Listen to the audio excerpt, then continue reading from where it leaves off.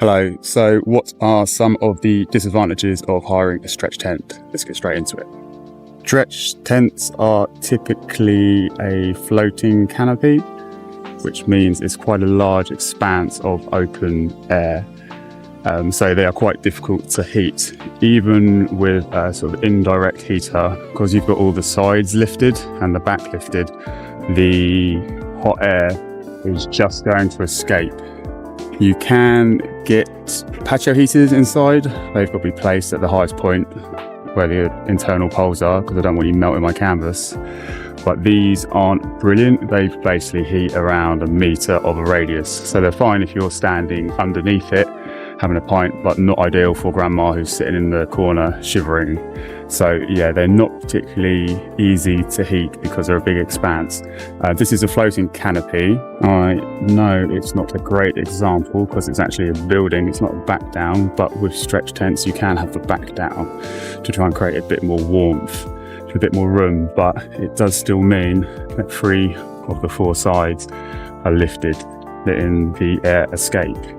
So yeah, they're not particularly easy to heat. Another disadvantage to stretch tents is that we use guy ropes. Basically, we need 3 meters of space for guy ropes.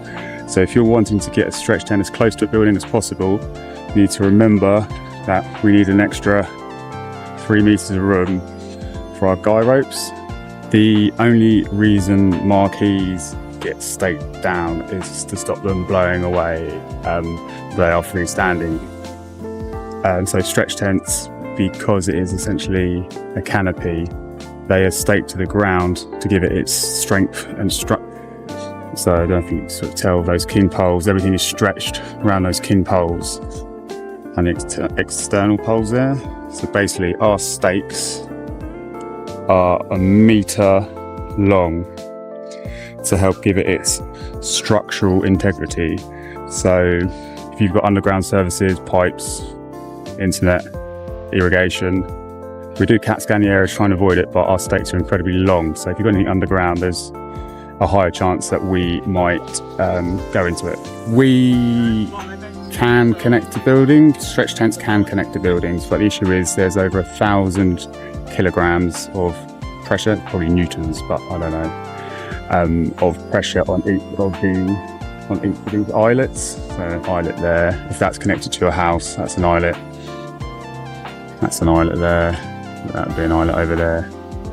So there's about 1,000 kgs worth of pressure pulling on the eyelet. So if it's not secured properly, it's going to rip the eyelet out and ruin your brickwork. People sort of suggested trying to like walls and stuff, but walls aren't sturdy enough. And I've seen walls get pulled over before by the amount of tension these stretch tents are under. So not to try and put you off, but just to let you know, some of the disadvantages to hiring a stretch tent are they're a pain, or they don't heat up very well. You can't get too close to buildings. You can connect to a building, but you do run the risk of it pulling the eyelets out of your house, which is never ideal. And if you've got underground services, internet, sewage, irrigation, because of our long stakes, there's a high chance that we might hit those. We're obviously trying to negate that by CAT scanning the area, but accidents do happen. So yeah, there's some of the drawbacks to hiring a stretch tent. Any questions about that? Let me know. I love talking why stretch tents are rubbish. Cheers, bye.